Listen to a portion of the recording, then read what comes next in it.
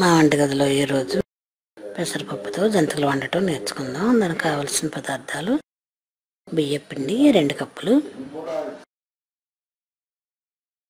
పెసరపప్పు 1/2 cup, oil 1 KG, కారం 2 tea స్పూన్లు, ఉప్పు 1 టీ స్పూన్, వాము 3 టీ స్పూన్లు. ఇప్పుడు తయారు చేయటం చూద్దాం.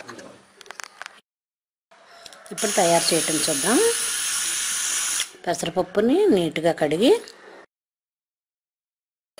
కాసేపు నానబెట్టి కుక్కర్లో వేసి ఉడికించుకోవాలి. ఒక విజిల్ వచ్చిన తర్వాత దించేసుకుంటే సరిపోతుంది. ఒక విజిల్ వచ్చింది కాబట్టి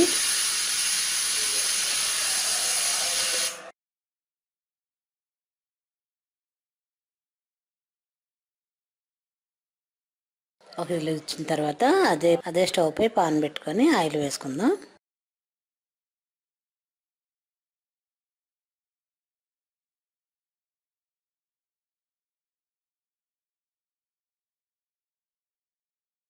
ఆయిల్ వేడయ్యేలోపు పిండి కలుపుకుందాం.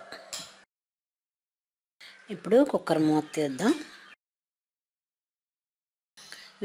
ఆవిరంతా పోయింది కాబట్టి వెయిట్ తీసి మెత్తగా ఉడుకుతుంది. ఒకసారి బాగా కలిపితే దీనిలో 2 టీ స్పూన్ల కారం, మనకు సరిపడినంత వేసుకోవచ్చు, 1 టీ స్పూన్ ఉప్పు, 3 టీ స్పూన్లు వాము వేసి బాగా కలుపుకుందాం. వాము ఎంత వేస్తే అంత మంచిది పిల్లలకు కూడా.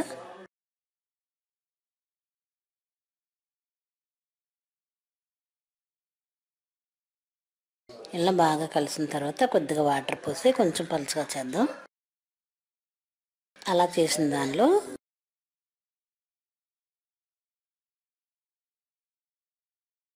రెండు కప్పుల బియ్యపిండి కూడా వేసి బాగా కలుపుదాం.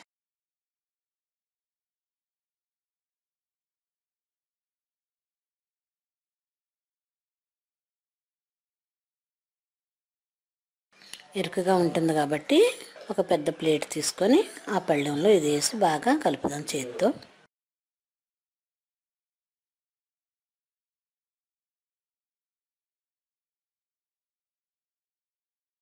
దీన్ని ఒక పళ్ళెంలో వేసి కలుపుదాం.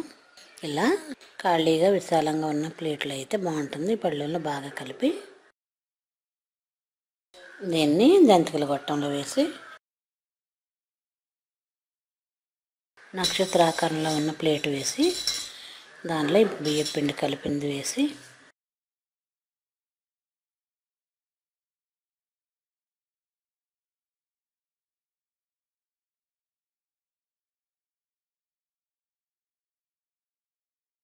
కాగే నూనెలో జంతికల్లో వేద్దాం. ఇప్పుడు నూనె కాగింది కాబట్టి దీనిలో నేరుగా కూడా జంతికలా తిప్పుకోవచ్చు, లేదంటే ఇట్లా అపక పెట్టి దానిపై జంతికలా రౌండ్గా తిప్పి కాగే నూనెలో వేసుకోవచ్చు. నేను అలా వేస్తున్నాను. ఇట్లా జంతికలో నొక్కి కాగే నూనెలో వేసుకుందాం.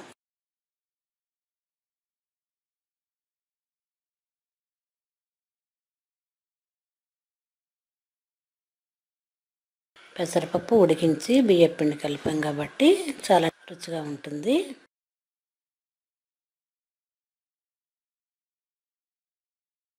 ఎంత టేస్టీగా ఉంటాయి. వీటిని రెండో వైపు తిప్పుకుందాం.